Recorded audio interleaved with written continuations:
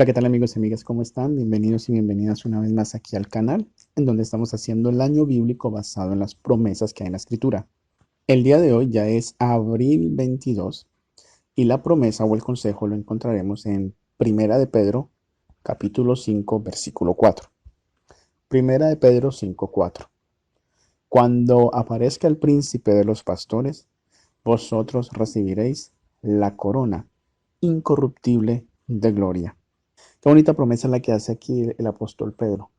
Y cuando nosotros leemos lo que dice Pedro, pues tendremos que ir desde el versículo 1 del capítulo 5, donde Pedro se presenta a los ancianos, a aquellos que les está escribiendo, y dice aquí: ruego a los ancianos que están entre vosotros, yo anciano también con ellos y testigo de los padecimientos de Cristo, que soy también participante de la gloria que será revelada. Muy interesante, porque aquí vemos cómo el apóstol Pedro está usando la palabra ancianos como una palabra, más bien como un título, no ancianos de edad, sino ancianos como título de la iglesia, aquellas personas que eran los líderes de la iglesia.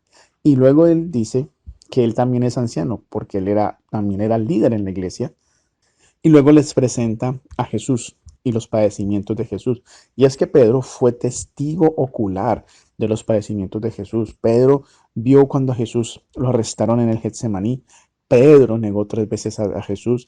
Pedro vio todo el maltrato al que fue sometido Jesús. Y Pedro vio la peor muerte que había en aquellos tiempos, que era la muerte en la cruz. Más o menos podríamos decir que en el siglo primero después de la era cristiana, y quizás un poco antes de ese siglo, eh, y decimos de esa manera porque, bueno, quizás a alguien le pueda interesar esto, pero Jesús nació en el año 6 antes de Cristo. ¿Y cómo lo sabemos? Es muy fácil, porque Herodes el Grande, el que persiguió a los niños en la matanza de los inocentes para impedir que el Mesías naciera, ese Herodes, dice la historia, que murió en el año 4 antes de la era cristiana. Así que Jesús tuvo que nacer entre el año 6 y el año 5 antes de la era cristiana. ¿Por qué decimos antes de la era cristiana? ¿Por qué no decimos que el año 0 es el año donde nació Cristo, en el año 1 después nació Cristo? Porque el calendario, o cuando hacemos la línea de tiempo, nosotros tenemos que tener en cuenta que en esa línea de tiempo el año 0 no existe. Es decir, pasamos del año -1 al año 1, es decir, el año 1 antes de y el año 1 después de. El año 0 no existe. Entonces, ¿por qué Jesús no decimos que nació en el año 1 después de Cristo? Porque en realidad esa línea de tiempo, antes de y después de, corre es con la fundación de Roma, no con el nacimiento de Jesús. Porque, repito, Jesús nació entre el año 6 y el año 5 antes de lo que conocemos como la era cristiana, o lo que otros llaman la era común. Y lo sabemos también por Herodes, que fue el que murió en el 4 antes de la era cristiana. Así que en ese periodo de tiempo, que podríamos decir antes del siglo I, unos años antes del siglo I, y todo el siglo I después de Cristo, o decimos el siglo I después de Cristo, pero en realidad la nomenclatura o el título, eh, siglos, solo se usa en esta era, en la era cristiana, en la era común. No se usa antes de. Siempre se habla del año, el siglo I, el siglo II, y vamos en el siglo XXI después de Cristo. Así que, teniendo eso en cuenta, tenemos que decir que en ese tiempo la muerte en la cruz era lo peor. La muerte en la cruz era la peor humillación a la que alguien podía ser sometido. La cruz era prácticamente innombrable. La gente ni decía nada del estauros que era la cruz. La gente odiaba la cruz. ¿Por qué? Porque la cruz se convirtió en un símbolo de humillación. Todo el que estaba destinado a morir en una cruz era considerado lo peor de la sociedad. Así que por esa razón muchas personas no aceptaban a Jesús como el Mesías, porque pensaban que como el Mesías de Israel iba a ser muerto en una cruz, cuando la cruz era de lo peor. No se imaginaban que el Mesías pudiera ir a una cruz. Y otras personas sí lo aceptaron porque consideraban que ese Mesías fue tan humilde que fue a morir a una cruz. Así que tenemos esos dos tipos de pensamiento, pero volviendo al pensamiento de Pedro, es que Pedro lo vio. Pedro vio todos los maltratos de Jesús, los maltratos físicos, los maltratos psicológicos y vio la humillación en la cruz.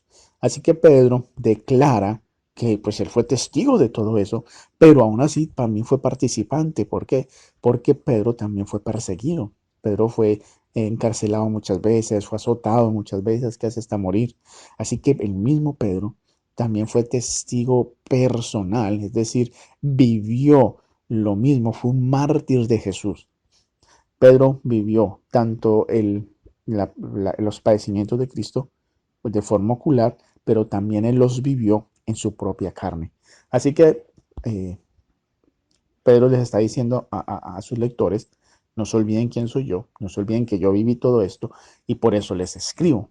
Y a esos mismos ancianos Pedro les dice en el versículo 2, apacentad la grey de Dios que está entre vosotros, cuidando de ella, no por fuerza, sino voluntariamente, no por ganancia deshonesta, sino con ánimo pronto, no como teniendo señorío sobre los que están a vuestro cuidado, sino siendo ejemplos de la grey.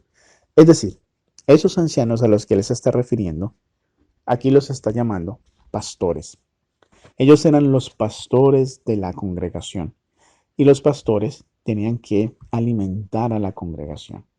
Pero también está diciendo que ellos debían ser humildes, ser de ejemplo a todas esas ovejas, no comportarse como dice aquí con señorío, pero no, nosotros lo podríamos poner hoy en día como un jefe que está mandando déspotamente, sino convertirse en un líder humilde, que las ovejas lo siguieran por su ejemplo, no por ser alguien déspota, alguien que manda, alguien que obliga. Eso es lo que le está diciendo Pedro a los ancianos que están leyendo su carta. Y por eso en el versículo 4 dice que cuando aparezca el príncipe de los pastores, vosotros recibiréis la corona incorruptible de gloria, dándole una promesa a los que son pastores, a los que son ancianos. Esta promesa es maravillosa para los que están en el ministerio de Jesús de ser pastores. Y pastores no son solo los que van a estudiar teología a un seminario, pastores también son los ancianos de las iglesias, son los diáconos de las iglesias, son todos los que están alimentando las ovejas, alimentando la grey del Señor. Esa promesa es para todos ellos. Y de alguna manera, aquellos que quizás no son ancianos, no tienen el título, pero que también, por ejemplo, dan estudios bíblicos, están alimentando la grey del Señor. O sea que todas las personas estamos llamados, eh, con cargos o sin cargos, con títulos o sin títulos, a ser pastores. ¿Por qué? Porque tenemos el príncipe de los pastores. La palabra príncipe de los pastores es tomada del griego archipoimen, que es una combinación de arge, que significa de arjó, o de arge, de arjó, que significa gobernador, príncipe, significa jefe, y poimen, que significa pastor. Es la misma palabra, la misma combinación que se usa en arcángelos o arcángel, la misma combinación, que arcángel es príncipe o jefe de los ángeles, aquí es príncipe o jefe de los pastores. Así que a Jesús se le otorga el título de príncipe de los pastores, y cuando venga el príncipe de los pastores, él les va a dar, o nos va a dar, algo que se llama el estéfanos, la corona de gloria. Y es que el estéfanos no es otra corona que la corona que se le daba a un vencedor. Los griegos y los romanos tenían dos tipos de coronas. Una era la diadema, que era la que usaban los reyes, y la otra era el estéfanos, que era la corona de olivo, de esa plantita de olivo, no sé si lo han visto en las representaciones griegas, y era la que se le daba o se le otorgaba a los ganadores de las competencias deportivas. Cuando eran las competencias de las Olimpiadas, en ese tiempo, ya existían las Olimpiadas, se le daba la corona de olivo como símbolo de vencedor. Y esa es la corona que Jesús está prometiendo aquí. Cuando Él venga, el príncipe de los pastores venga, nos va a dar esa corona de vencedores. ¿Por qué? Porque habremos vencido el pecado a través de Jesús, habremos vencido las persecuciones, habremos vencido todo en este mundo, o más bien habremos vencido al mundo y al enemigo. Gracias a Jesús lo habremos vencido y nos va a esperar esa corona cuando Él venga por segunda vez y nos la va a entregar. Así que yo creo que la invitación es muy clara, aunque la meditación se ha hecho larguita, pero la invitación es muy clara. Tú y yo somos más que vencedores en Jesús. Y yo te invito para que tengas esperanza, sigas luchando para tener comunión con Jesús, sigas luchando para que tengas una relación íntima con Jesús y que esa promesa se haga una realidad en tu vida. No siendo más, nos encontraremos el día de mañana. Que Dios les bendiga.